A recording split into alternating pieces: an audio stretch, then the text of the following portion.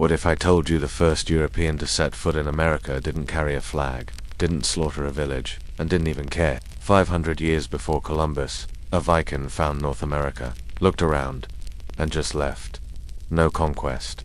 No colonization. Just a guy named Leif, with sea salt in his beard, and better judgment than anyone else in the entire medieval world. This is the story of the Viking who discovered a continent, and then decided not to ruin it.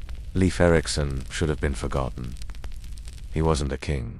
He didn't die in battle, he didn't even try to get famous.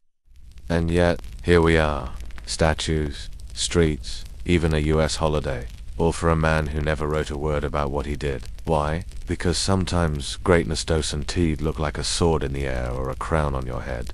Sometimes, it's just knowing when to sail forward, and when to turn around. Born in a land of ice and blood, raised by one of the most violent men in Viking history, Leif Erikson would go on to become something unheard of in Norse society, a peaceful explorer. This is not your typical Viking saga. There's no fire and fury, just a calm, relentless force who crossed oceans, met kings, converted pagans, and walked away from a paradise, without claiming it. This is the legend of Leif Erikson, the Viking who found America, and kept his humanity. Before Leif Erikson ever set eyes on America, before he met kings or converted pagans, he was just a kid growing up in a frozen hellscape, with a father who made war crimes look like parenting. His name was Eric the Red, and he was less of a dad and more of a walk-in felony. Eric got kicked out of Norway for murder, then got kicked out of Iceland for, surprise, more murder. So, logically, he found a giant block of ice, called it Greenland, and started over, because nothing says fresh start like exile on a glacier. Leif was born into this chaos, a world where survival meant swinging an axe before asking questions, where gods demanded blood, thunder, and goats. Lots of goats. He didn't grow up with lullabies. He grew up with sagas. Tales of Odin, long ships, and revenge served colder than the weather. But somewhere inside that ice-crusted skull, Leif was different. While his father built a legacy of violence, Leif built something else. A quiet urge to escape. Not just physically, emotionally. He was tired of gods that roared, chiefs that bled, and family dinners that probably involved at least one knife under the table. Leif wanted more, and when the chance came to leave Greenland and head east to Norway, the old heart of Viking power, he took it. But he wasn't ready for what he'd find there, because Norway had changed, and it wasn't waiting for another axe-swinging barbarian. It had kings, it had Christianity, and it had one very dangerous question. Was Leif Erikson still a Viking, or something else entirely? Leif Erikson stepped off the boat in Norway expecting mead halls, bearded warriors, and maybe a few blood feuds to spice things up. Instead, he walked straight into a crucifix. Norway wasn't the land his father had fled. It had changed, and, fast, gone were the warlords and wandering berserkers. Now it had a king, a real one, with a throne, a crown, and an unhealthy obsession with Jesus. His name was King Olaf Tryggvason, a man who wielded the Bible like a brook. If you were Norse, breathing, and still believed in Odin, congrats, you were next in line for forced baptism or sudden decapitation. Dealer's choice. Leif was summoned. A Greenlandic nobody, faced your face with a Christian warrior king who didn't negotiate. He converted. Most Vikings would have scoffed, mocked, maybe drawn a rune and challenged Olaf to a duel. But Leif listened. Was it diplomacy? Curiosity? Or maybe he was just tired of gods who only showed up to demand blood and ale, then vanished when you needed heat in the middle of a blizzard. Whatever the reason. Leif Erikson got baptized. No lightning strike, no Odin tantrum, just a splash of holy water and a brand new mission. Take Christianity back to Greenland. Simple, right? Just go home and tell your axe-wielding neighbors that your father's been laid off, and there's a new god in town who loves peace, wine, and guilt. But Leif didn't go back alone. He brought priests, books, and the weight of a crown. When he returned to Greenland, he wasn't just Eric the Red's son anymore. He was a messenger of a king. A man with one foot in Valhalla and the other in Bethlehem. And while the old gods weren't gone, they weren't alone anymore. Tiny wooden chapels popped up like crosses were raised beside runner stones, and the whispers began. Maybe Leif's not crazy. Maybe this new god works. But just as Greenland started to shift, Leif heard another whisper. A rumor, a legend, of a land far to the west, where the forests were endless, The grapes grew wild, and the snow never came. He had brought faith to the frozen. Now, fate was calling him into the unknown. Some legends begin with prophecy. Others begin with a bad sense of direction. Leif Erikson was supposed to sail back to Greenland, drop off some priests, convert a few pagans, maybe hug his mum. Instead, he accidentally made history. According to the Sagas, it all started with another Viking, Bjarni, a man who might have discovered North America, and then kept sailing because, apparently, the groceries were more important than the continent. Finds a new world, doesn't even stop for a selfie. But Leif was made of different wood. Around the year 1000, he bought Bjarni's ship, assembled a crew, and looked west. Not for war, not for loot, just for the truth. And so, they sailed into freezing winds, moody skies, and waters full of icebergs, sharp enough to write their own sagas. The world didn't end. No sea serpents, just endless water, and then land. First came Helluland, flat, rocky, possibly modern-day Baffin Island. It was cold, boring, perfect. If you liked rocks and existential dread, then Markland, probably Labrador. Dense forests, tall trees, enough timber to build a kingdom, or at least a really nice sauna. But Leif wasn't done. Finally, he reached it. Vinland, a place so mild, so rich. The crew named it after its wine, or grapes, or maybe fermented berries they got drunk on and hallucinated into paradise. Historians still debate it, but one thing's clear. It was a miracle. Greenland had rocks. Vinland had rivers, timber, and grass you could lay on without freezing to death. They built houses, mapped rivers, fished like maniacs, and for the first time in their Viking lives, they didn't have to chip drinking water out of a glacier. Leif named the place here. Leif's booths, humble, understated, especially for the guy who just became the first European to set foot in North America. No flag, no claim, just observation, notes, a quiet presence. And after winter, he left. No conquest, no crusade, just return, with timber, stories, and a revelation no one in Greenland believed. You found a land of grapes and warmth. Sure, Leif and I saw a unicorn riding a walrus, but Leif didn't argue he had seen it. And more importantly, he had not taken it, because Vinland wasn't empty. And Leif respected that. The next expeditions wouldn't be so careful. Vinland was paradise, warm breezes, fat fish, timber as far as the eye could see. To a Greenlander, it looked like a glitch in the simulation. But here's the twist. Paradise never comes without a price. Leif Erikson discovered it, lived there, respected it, and left it unconquered and colonized. Didn't even put up a church. Why? Because Leif, unlike many of his kind, understood one brutal truth. The land was already spoken for, and to the rest of the family. And oh boy, this is where things get messy. First came Thorvald, Leif's brother, saw Vinland, tried to claim Vinland, then he met the locals. The Norse called them, we call them indigenous people, possibly ancestors of the Micmac. Let's just say Thorvald left Vinland with more arrows than glory. The guy tried to plant roots. Vinland planted him. Then came Leif's sister. If Thorvald was a Viking on hard mode, pregnant, furious, and not in the mood for negotiations. According to the sagas, she once chased off enemies. 8 months pregnant, screaming like a banshee with a blade. True, who knows? Insane, definitely. Effective, absolutely. But S expedition didn't go well either. It devolved into infighting, betrayal, and axe murders. So disturbing. Even the Norse gods cringed. Every attempt to settle Vinland, not because the land was cursed, but because the Norse were never invited, they came with entitlement. They met resistance. And here's what most conquerors forget. Not every land wants to be taken. Vinland wasn't empty. It was occupied, alive, and when the Norse tried to claim it, the land and its people spit them back out. Leif, in his quiet wisdom, may have seen it coming.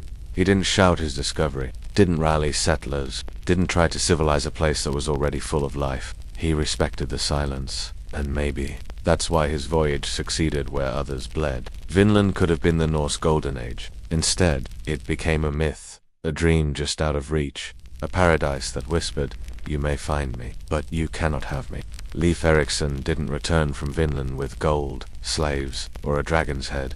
He brought something far more controversial. God, Yeah. Try explaining monotheism to a crowd of axe-swinging, rune-carving, blood-sacrificing Norse settlers. So your god hates feasts, fights, and fornication. What does he even do? Leif had been baptized back in Norway by King Olaf, a man who used both the Bible and the broadsword to spread the gospel.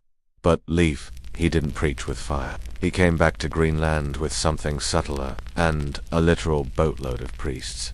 Greenland hadn't changed in his absence. Still freezing, still pagan, still deeply suspicious of anyone who didn't toast Thor during a blizzard. But Leif wasn't stupid. He didn't start by calling Odin fake or telling warriors to stop spilling goat blood. Hey guys, that whole thing where we slaughter a lamb to stop snowstorms. Yeah, God says, please don't. Instead, he built a church, spoke to chiefs, not crowds, used diplomacy, not domination, and slowly, ever so slowly, it started to work. His mother, Hild, converted. She even built a chapel of her own, the first in Greenland. His father, however, Eric the Red, didn't just refuse. He hated Christianity. To him, a god who forgave enemies and turned the other cheek sounded like a coward in sandals. Your god doesn't fight, doesn't drink, doesn't hammer skulls into jelly. Pass. Eric wanted warriors.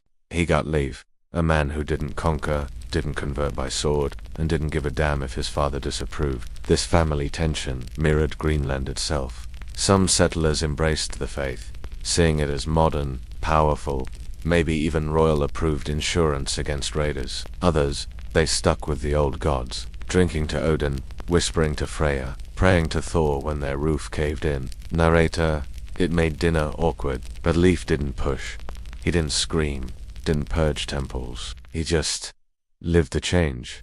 He became a man of two worlds, half buried in snow, half lifted by scripture. He prayed in chapels, and still understood the smell of iron and frost. He didn't kill the old gods. He just stopped calling on them, and in doing so, he became something rare. A symbol, not of conquest or cruelty, but of balance. A Norseman with a new compass. Not toward war, but toward something better. And while the sagas sing of blood and thunder, Leif Erikson built his legacy in quiet resistance. To his father, to tradition, and to the noise of a world that thought only fire makes history. Every legend has a shadow, and Leif Erikson's shadow wore a beard, swung an axe, and scared grown men into silence. Meet Eric the Red, founder of Greenland, exiled from Norway, exiled from Iceland, probably tried getting exiled from Greenland just for fun. This was a man so chaotic, the Norse gods probably locked their doors when he approached. He was a brawler, a builder, and a walking temper tantrum in furs. Where Eric went, people either followed, or died trying to leave. And Leif was his son. Imagine being raised by a volcano. Now imagine trying to reason with it. Leif grew up on a knife's edge, between violence and vision, wrath and wisdom. His father wanted a legacy soaked in blood and saga songs.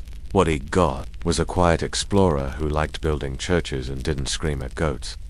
Leif was frost to Eric's fire. He didn't rage, he didn't roar, but people still followed him, because strength doesn't always shout. Leif led with direction, not destruction. And in a world that worshipped warriors, that made him dangerous in a whole new way. When Leif returned from Vinland, he didn't bring plunder. He brought possibility, timber, stories, a new faith. He brought a future that didn't need axes to make a mark. And Eric, he hated it. The gods of his youth were being replaced by crosses, his legacy overshadowed by a son who didn't need violence to be respected.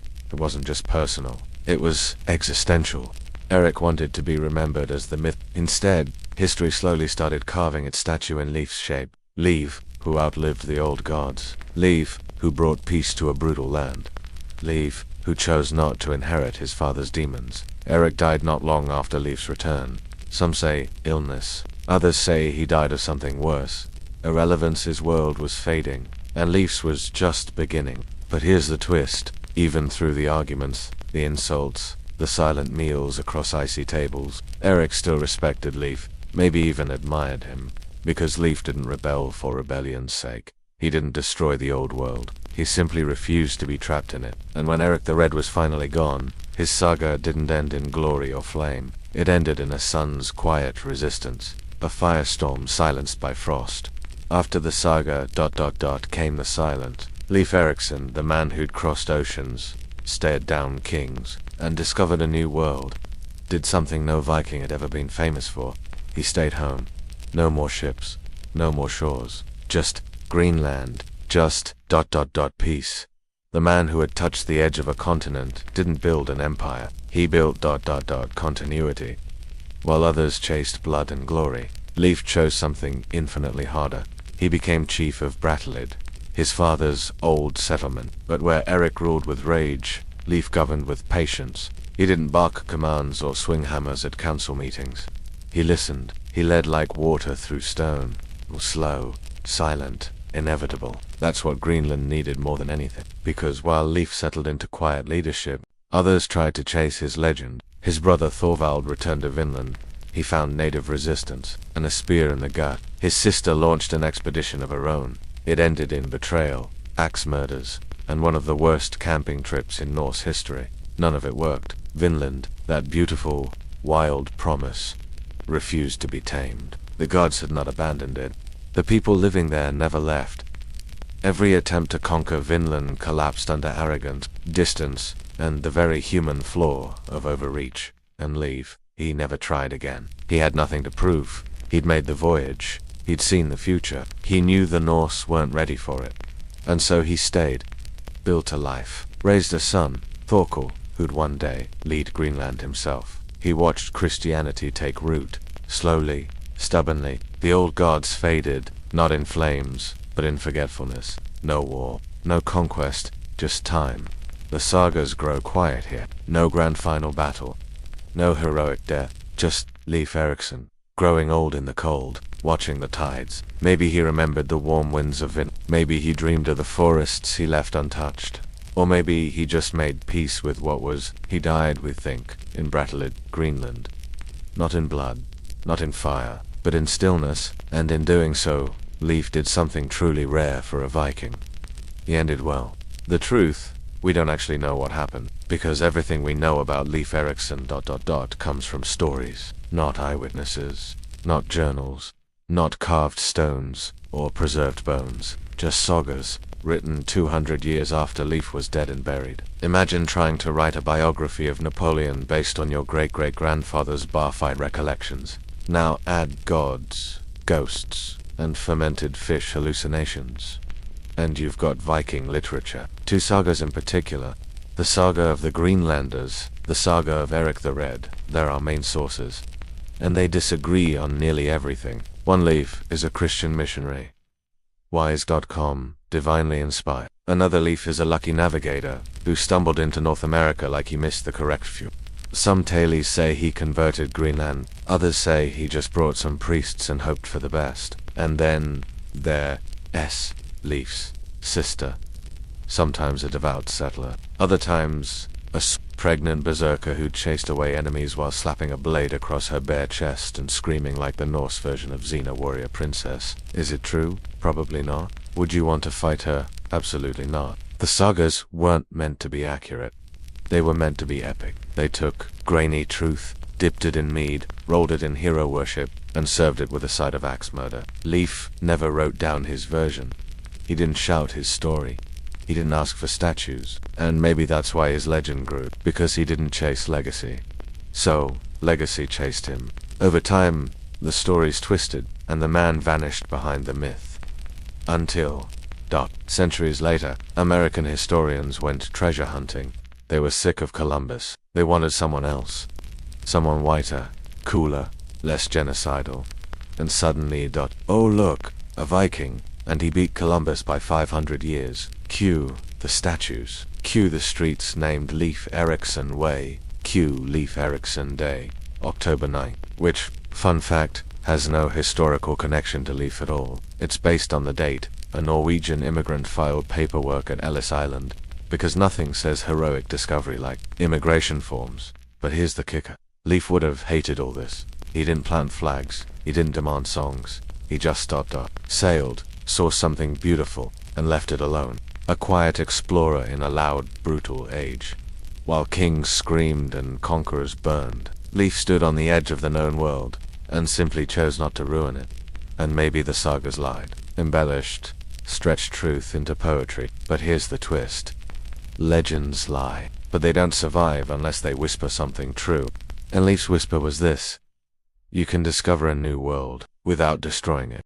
Leif Erikson never built an empire. He didn't carve his name into stone. He didn't burn villages, wear crowns, or drown the world in blood to be remembered. And yet, here we are, still talking about him, 1,000 years later. He didn't shout his story, but somehow it outlived the screamers. While others chased glory through fire, Leif simply sailed west, armed with curiosity, not conquest, faith, not fury, no armies, no declarations, just a compass pointed at the unknown. When he found Vinland, lush, warm, untouched, he didn't claim it. He didn't plant a flag. He didn't build walls. He didn't even stay. He just saw that it was beautiful and chose not to break it. In the violent legacy of exploration, that's almost unheard of. Back home in Greenland, he didn't build a throne. He didn't demand loyalty. He built a church, raised a family, and governed with a steady hand. Leif didn't want to be a legend. He wanted to be useful. And that is what made him dangerous to history. Because he didn't feed the myth machine. He didn't die dramatically. He didn't crown himself. He didn't even ask to be remembered.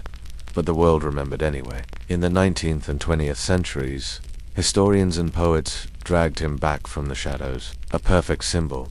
European, but not genocidal. Christian, but not fanatical. Brave, but not loud. October 9th, a holiday based on absolutely nothing except immigration paperwork. Honestly, Leif would have rolled his eyes and gone back to chopping firewood. But that's the irony. He never demanded legacy. That's why he earned it. He died at home, not in battle, not on a blazing ship, not in the arms of Valkyries, just peacefully in Greenland, the edge of the world, the place his father built and he kept from falling apart. No songs, no monuments, just a whisper on the wind. He saw a new world and didn't ruin it. So, what is Leif Erikson's real legacy? Not that he discovered America, not that he was a perfect saint, but that he proved exploration doesn't have to mean destruction, that greatness doesn't need a sword, that silence can echo louder than war cries. Leif Erikson never asked to be remembered, but maybe that's exactly why we still do. Not every legend swings a sword. Not every hero needs a crown. Some just sail far enough to see the world could be different, and choose not to break it. If that story moved you, don't forget to like, subscribe, and ring the bell. Not for me, for the other quiet legends we'll uncover. The ones history forgot, but maybe shouldn't have. Next week, we meet the woman who took down an empire with a spoon.